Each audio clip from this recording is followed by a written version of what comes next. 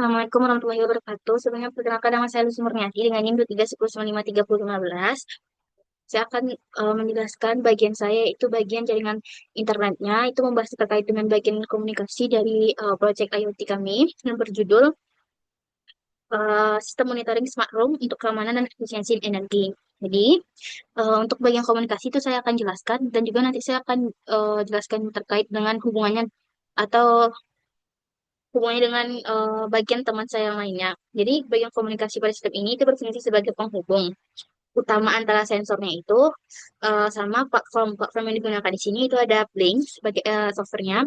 Jadi, peran utama dari bagian komunikasi ini itu mengirimkan data hasil pembacaan sensor ke cloud dari Blink-nya dan menerima perintah kontrol dari aplikasi Blink secara real time melalui jaringan Wi-Fi. Jadi skemanya kayak gini kira-kira ada data sensor, terus datanya itu kan misal sensor mendeteksi kalau di sini misal LDR itu terkait dengan indeks cahayanya dideteksi, kemudian dikirimlah data-datanya ke Blink Cloud, kemudian ke aplikasi pengguna atau bisa juga dari aplikasi penggunanya atau perintah misalnya dari pengguna usernya, kemudian masuk ke Blink Cloud-nya, baru masuk ke microcontroller ke controllernya.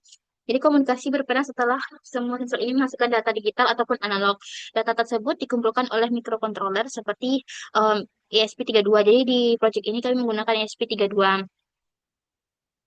Dalam sistem monitoring smart home untuk keamanan efisiensi energi, komunikasi menjadi aspek penting karena ini berfungsi untuk sebagai penghubung antara sensor sama si platformnya. Platform yang digunakan di sini itu ada Blink.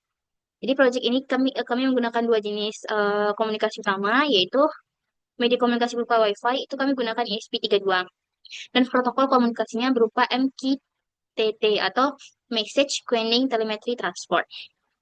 Jadi kita bahas satu persatu. Yang pertama yaitu media komunikasi Wi-Fi. Jadi di sini pakai ESP32 karena ESP32 ini sudah mempunyai modul Wi-Fi bawaan sehingga tidak membutuhkan perangkat tambahan. Nah, jadi bisa juga terhubung ke jaringan internet. Nah, sehingga nanti sistem ini lebih mudah dan ekonomis karena kan tujuannya juga untuk efisiensi energi.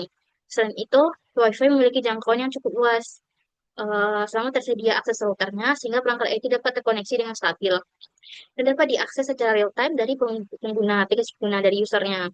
Yang kedua itu kan kita menggunakan protokol komunikasi. Sistem ini menggunakan MQTT. Jadi nanti protokol ini kami pilih karena dia tuh lebih ringan, hemat bandwidth, dan dirancang khusus untuk aplikasi IoT. Dan dia pertukaran datanya itu cepat dan kuantitas dayanya itu lebih sedikit atau minimal.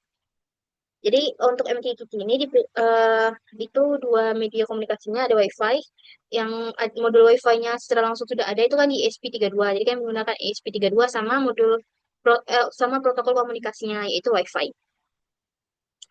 Nah, jadi MQTT ini bekerja dengan mekanisme publish di mana setiap sensor akan di-publish data ke broker MQTT ini. Misalnya seperti cahaya LDR, dia mendeteksi berdasarkan intensitas cahaya serum atau like tingkat 300 lux aplikasi atau platform IT kemudian melakukan subscribe ke topik tersebut agar data dipublikasikan dapat diterima secara otomatis. Selain itu, pengguna juga dapat mengirimkan perintah melalui aplikasi, misalnya dengan mempublish perintah like atau off untuk mengontrol perangkat lampu. Perintah ini akan diterima oleh SP32 melalui broker MQTT. Kemudian diteruskan ke aktuator seperti relay untuk menyalakan atau mematikan perangkatnya. Nah, ini kira-kira diagram log untuk komunikasi sistem smart home-nya. Pertama itu SP32.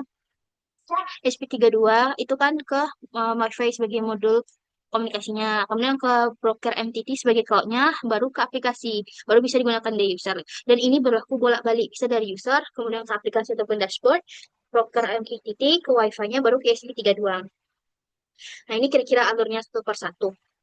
Jadi SP32 ini membaca data dari sensor, cahaya, gerakan gitu. Nah, kemudian dikirimlah melalui jaring Wi-Fi sebagai media komunikasi. Kemudian setelah terkoneksi, data dipublikasikan ke broker MQTT. Inilah yang sebagai perantara untuk menyimpan sementara data agar bisa diakses oleh klien lainnya. Kemudian dari broker MQTT itu ke aplikasi atau monitoringnya.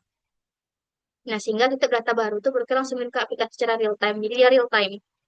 Kemudian jika bisa juga dari user kan, misalnya saya ingin mengendalikan perangkat untuk misalnya mematikan lampu, bisa perintah dikirim ke user aplikasi publish perintah tersebut ke broker MQTT.